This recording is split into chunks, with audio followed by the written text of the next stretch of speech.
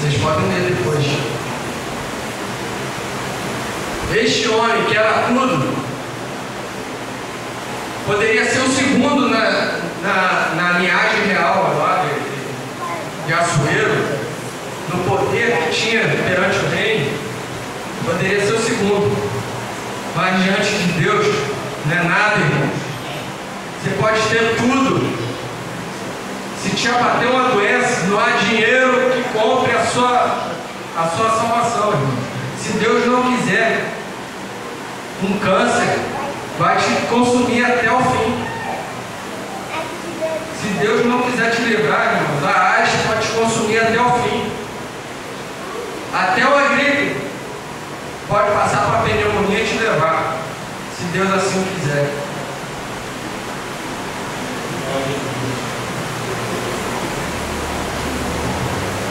Outro exemplo, Nabucodonosor, rei Persa, no início do cativeiro da Babilônia. Foi ele que levou os príncipes cativos, levou Daniel cativo. Rei Persa que levou a primeira leva dos judeus cativos para a Babilônia.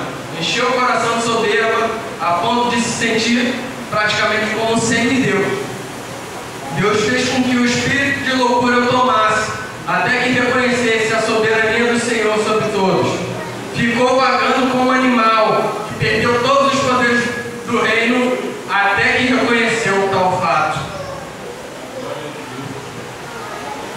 Ficou vagando como um animal, não sabia discernir entre o certo e o errado, comia o que jogavam para ele. Esse é o fim do homem soberbo, da mulher soberba. Aquele que pauta suas convicções pelo que tem, pelo dinheiro que possui, pelos bens que tem. Ao contrário do que muita gente pensa, Davi não era soberbo. Davi se humilhava constantemente perante o Senhor. Por isso que Deus o livrou, mesmo ele pecando. Deus o livrou, passou dele, transpassou dele aquele pecado, porque ele se humilhou e reconheceu que o Deus do céu é o Deus que livra, que restaura, que salva e que faz florescer, irmãos, o amor perante a igreja. Aleluia. Pode passar assim, por favor. Agora chegou a parte boa. A decisão com a aprovação de Deus. A decisão que é pensada, que é pautada sobre uma coisa. A decisão que é pautada sobre a palavra dele, sobre os ensinamentos de Deus, sobre o que Deus manda nós fazermos. Essa é a melhor das decisões? Ainda não, irmãos. O melhor ainda está por vir. Vamos ver. Daniel buscava a Deus todos os dias, pelo menos 3 vezes, orando em seu aposento. Irmãos, isso acontecia mesmo antes dele ser levado cativo.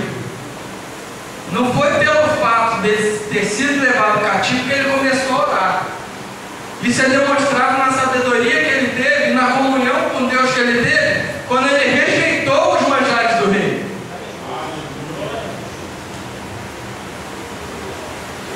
Como é que poderia um ímpio, um descrente, recusar um banquete daquele?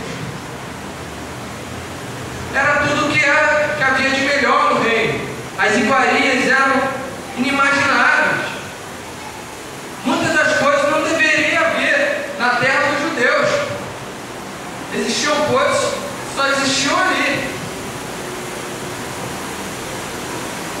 Tem uma passagem no Antigo Testamento que fala: Naamã exalta o reino dele porque o reino dele tem águas, as águas de Damasco são limpas, transparentes, muito melhores do que a do Jordão. Lá tinha coisa muito melhor, irmãos. Ele poderia se corromper, mas Daniel já demonstrava comunhão com Deus mesmo antes de ser levado ao tomar a decisão de não se contaminar com as iguarias do banquete real, que certamente eram oferecidos a deuses pagãos da Babilônia, Daniel e seus 3 amigos arriscaram a própria vida, o que não os impediu de fazer o que é certo aos olhos do Senhor. Mesmo que isso vá fazer que você exponha a sua vida perante um homem mau, irmãos, não deixe de fazer o que é correto, o que é certo diante do seu Deus. Eles demonstraram conhecimento, que observavam o que estava acontecendo ao seu redor e fizeram prova de Deus nisto. Fizeram prova de Deus, provaram a Deus em tudo. Consentiram que não era correto se contaminar com algo que era oferecido aos deuses pagãos. Eles conheciam o Deus verdadeiro. Eles conheciam o Deus vencedor de guerra, o leão da tribo de Judá. Eles conheciam o Deus que conversava com Moisés, cara a cara. Eles conheciam esse Deus. O Deus que os livrou da terra do Egito. Por que não livraria eles da Babilônia? O Egito era tão ruim quanto. Tinha tantos deuses quanto. Eles conheciam, tinham no seu íntimo o conhecimento. E mesmo antes de serem levados cativo, já oravam, já buscavam a Deus. Certamente jejuavam no momento de aflição. Daniel dá prova disso no capítulo mais à frente. Se vocês lerem o livro de Daniel, vocês vão ver que ele era rotineiro o fato dele buscar a Deus pelo menos 3 vezes por dia. Por causa disso, ele foi levado até a cova dos leões, pelo simples fato de buscar a Deus. Mas isso não deve impedir, irmãos, de vocês buscarem a verdade e buscarem o que é certo, buscarem uma decisão lá do seu Senhor, do Senhor Jesus. Podem lhe oprimir, podem falar que é errado, que é ridículo, podem falar que é passado, que é fora de moda. Mas isso é o correto, irmãos. Buscar a Deus em primeiro lugar. Pode passar assim, por favor. E aí sim, irmãos, a maior de todas as decisões. Que decisão é ela? Pode voltar assim, por favor. Dá page up. A maior de todas as decisões qual é, irmãos? Muitos daqui já tomaram. Não é à toa que essa igreja está cheia, que o culto foi abençoado, porque eles reconheceram um dia que Jesus de Nazaré morreu na cruz para eu e você nos salvar daquilo que era certo, o castigo eterno, a morte espiritual. Mas Jesus fez o sacrifício e hoje eu e você temos a oportunidade de escolher a melhor coisa que tem. Escolher, decidir o que é certo, decidir por seguir a Jesus, seguir o homem, o Deus se fez homem, para que um dia nós tivéssemos a salvação eterna. Está lá, João 3, 16 e 17 diz claramente isso, irmão. Se vocês entenderem isso, se entenderem essa mensagem que João prescreve aí, vocês vão entender todo o sentido da Bíblia. É por isso que Jesus veio ao mundo, para que eu e você um dia tivéssemos oportunidade de morar com o Pai lá no céu.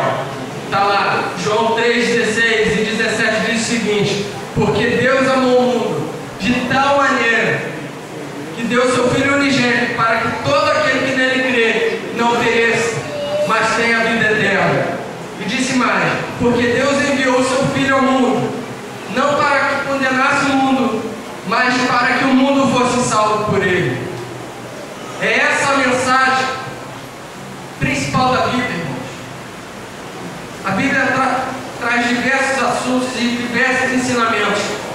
Mas nada supera esse ensinamento. Jesus um dia morreu por mim e por você. E hoje Ele requer de você uma simples decisão.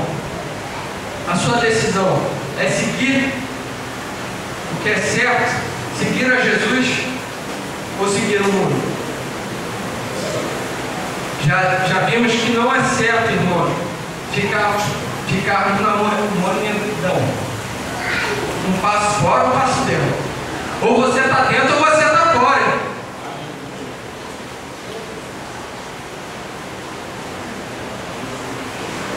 Toma a decisão ao lado de Jesus e você vai ver o quanto alegre nós somos por servir a Ele. O porquê que nós cantamos com tanta força. O porquê que nós nos alegramos, ficamos sorrindo pelo simples fato de tocar um instrumento na presença do Senhor. Foi o que o irmão ali estava fazendo, irmão. Eu vi a alegria no rosto dele pelo simples fato de estar cantando louvores a Deus. E isso me contagiou, me deixou mais alegre também. Eu quero compartilhar essa alegria com os irmãos, aqueles que ainda não tomaram a decisão ao lado de Jesus. Se você quer hoje tomar a decisão ao lado de Jesus, eu peço, irmãos, que você se levante e venha aqui me dar um abraço, que eu quero dar um abraço em você. Se você